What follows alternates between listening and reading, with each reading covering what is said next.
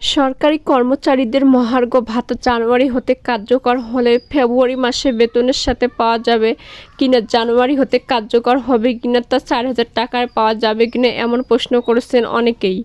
গত 9 জানুয়ারি 2025 তারিখে জ্যেষ্ঠ সচিব মহোদয় প্রেস ব্রিফিং এরপর আর কোনো তথ্য কর্তৃপক্ষ জানায়নি।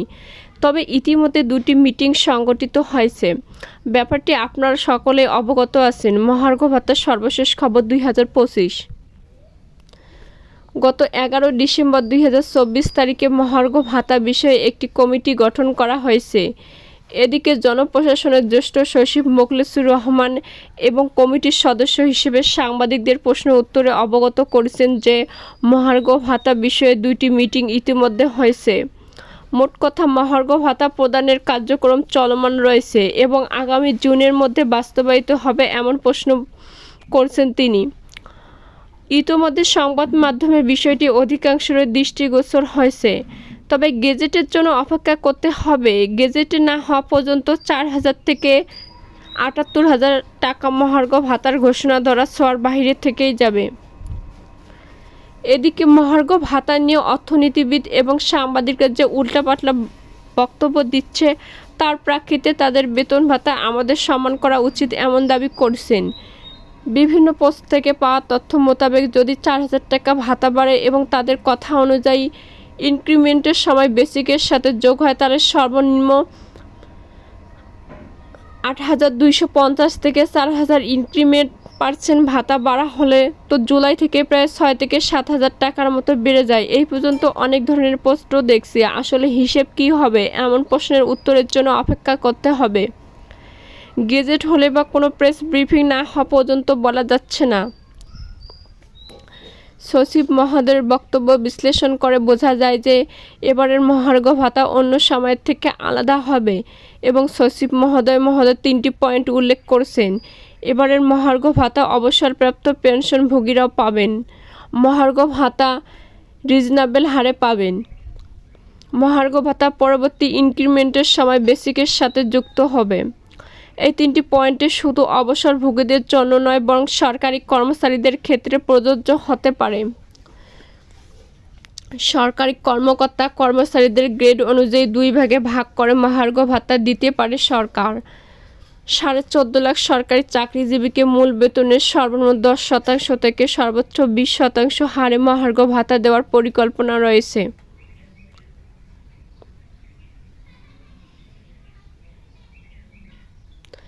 এর জন্য 1 বছরে সরকারের বাড়তি খরচ পেয়ে অন্তত 7,000 কোটি টাকা। বর্তমান পরিস্থিতিতে অর্থনৈতিক দৃষ্টিকোণ থেকে এই বাড়তি ব্যয় যৌক্তিক নয় বলে মনে করছেন অর্থনীতিবিদরা। সংশোধিত বাজেটে মহার্ঘ ভাতার জন্য কোনো বরাদ্দ রাখা হয়নি, তাই আগামী মাস হতে মহার্ঘ ভাতার টাকা হতে পাবেন এমনটি আশা করা ভুল। সংশোধিত বাজেট আসতেও মার্চ হতে এপ্রিল মাস লেগে যায়, তাই মার্চ হতে এপ্রিলের আগে এমন ঘোষণা নাও আসতে পারে। এছাড়া মহার্ঘ ভাতার সর্বনিম্ন হার 4,000 নাকি 3,000 টাকা হবে এমন বিষয়ে স্পষ্টীকরণ পাওয়া যায়নি। বরাদ্দ না আসা পর্যন্ত বেতনের সাথে পাওয়া যাবে না এবং অন্যদিকে ঘোষণা বা গেজেট জারি হওয়ার পরেই কেবল বরাদ্দ আসতে পারে। জীবনযাত্রার ব্যয় বৃদ্ধির ফলে দ্রব্য, নিত্য প্রয়োজনীয় জিনিসপত্রের দাম, যাতায়াত ব্যয় ইত্যাদি ব্যয় বৃদ্ধি শ্রম বা কর্মচারীদের সাময়িকভাবে মূল বেতনের সাথে যে অতিরিক্ত ভাতা বা অর্থ প্রতিষ্ঠানের পক্ষ থেকে প্রদান করা হয় তাই মহার্ঘ ভাতা বলে পরিচিত। 9 জানুয়ারির পর মহার্ঘ ভাতা নিয়ে নতুন কোনো তথ্য এখনও প্রকাশিত হয়নি। আমরা ব্যক্তিগত মতামত 1 জানুয়ারি হতে মহার্ঘ ভাতা কার্যকরের ঘোষণা আসলে জুলাই মাসের বেতনের পূর্বে মহার্ঘ ভাতা পাওয়া যাবে না। সচিব সৈয়দ মোখলেছুর রহমান বলছেন, মহার্ঘ ভাতা ইস্যুটা অর্থ মন্ত্রণালয়ে, তবে আমিও একজন মেম্বার এমনটি উল্লেখ করেন তিনি। ইতোমধ্যে 2টা মিটিং হয়েছে। মহার্ঘ ভাতা খুব শীঘ্রই হবে, তবে এবার ব্যতিক্রম হবে জানিয়ে জনপ্রশাসন মন্ত্রণালয়ের সিনিয়র সচিব বলেন, আগে পেনশনভোগীরা মহার্ঘ ভাতা পেত না, এবার পাবে, একটা রিজনেবল পাবে। পরের বছর ইনক্রিমেন্টের সময় এই মহার্ঘ ভাতাটা তার বেসিকের সঙ্গে যোগ হবে। এই বাজেটের মহার্ঘ ভাতা কার্যকর হবে কিনা এ প্রশ্নে তিনি বলেন, এ বাজেটে মাসের 30 জুনের মধ্যে আমি বলবো অবশ্যই এর মধ্যে হবে, তার আগে হবে ইনশাআল্লাহ। সরকারি, আধা সরকারি, স্বায়ত্তশাসিত সংস্থা, রাষ্ট্রায়ত্ত ব্যাংক, অর্থলগ্নি প্রতিষ্ঠানসমূহের সকল কর্মকর্তা কর্মচারী এবং সামরিক বাহিনীর সকল সদস্যকে অন্তর্বর্তীকালীন ব্যবস্থা হিসেবে তাদের মূল বেতনের 20% হারে মাসিক সর্বনিম্ন 15,000-6,000 মহার্ঘ ভাতা প্রদানের সিদ্ধান্ত গ্রহণ করা হয়। মূলত নিয়োগকারী বা মালিক কর্তৃক নিয়োগকৃত কর্মচারীদেরকে নিত্য প্রয়োজনীয় দ্রব্যাদির দাম বেড়ে যাওয়ার সাথে সাথে জীবনযাপনে কুলিয়ে ওঠার জন্য যে বিশেষ ভাতা প্রদান করে তাই মহার্ঘ ভাতা। মূল বেতনের নির্দিষ্ট শতকরা অংশ বেতনের সাথে অতিরিক্ত প্রদান করা হয়। এটি প্রতি মাসে দেয়া হয়ে থাকে। যেমন কারো মাসিক বেতন 10,000 টাকা আর মহার্ঘ ভাতা যদি 20% হয় তাহলে দাঁড়াবে 2,000 টাকা। সরকারি বা বেসরকারি উভয় ধরনের প্রতিষ্ঠানে মহার্ঘ ভাতা দেয়া হয়।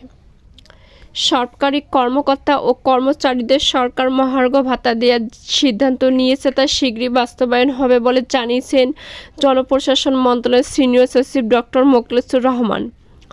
সরকারি কর্মকর্তা ও কর্মচারীদেরকে সরকার মহার্ঘ ভাতা দেওয়ার যে সিদ্ধান্ত নিয়েছে তা শীঘ্রই বাস্তবায়ন হবে বলে জানিয়েছেন জনপ্রশাসন মন্ত্রণালয়ের সিনিয়র সচিব ডক্টর মোখলেছুর রহমান। এ বাজেটে 30 জুনের মধ্যে আমি বলবো অবশ্যই এর মধ্যে হবে, তার আগে হবে ইনশাআল্লাহ। কোন মাস থেকে ধরা হবে সে বিষয়ে সচিব বলেন, অনুমান করে বলা ঠিক হবে না। এ বিষয়ে অর্থ উপদেষ্টা ও অর্থ সচিব পরিষ্কার করে বলতে পারেন। এদিকে সচিবালয়ের সাংবাদিকদের সঙ্গে আলাপকালে তিনি এ কথা জানান। মোখলেছুর রহমান জানান, মহার্ঘ ভাতা ইস্যুটা অর্থ মন্ত্রণালয়ের, তবে আমিও একজন মেম্বার। ইতিমধ্যে 2টা মিটিং হয়েছে। মহার্ঘ ভাতা খুব শীঘ্রই হবে, তবে এবার ব্যতিক্রম হবে। আগে পেনশনভোগীরা মহার্ঘ ভাতা পেত না, এবার পাবে, একটা রিজনেবল পাবে। পরের বছর ইনক্রিমেন্টের সময় এই মহার্ঘ ভাতাটা তার বেসিকের সঙ্গে যোগ হবে।